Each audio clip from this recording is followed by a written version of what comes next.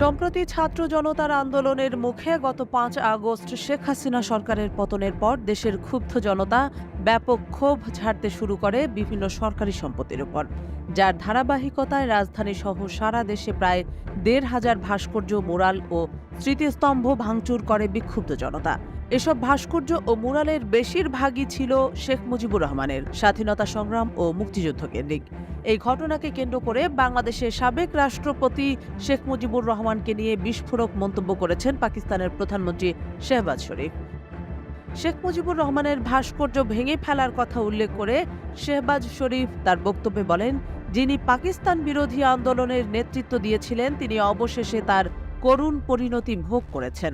21 August বুধবার ইসলামাবাদে national youth কনভেনশনে এমন মন্তব্য করেন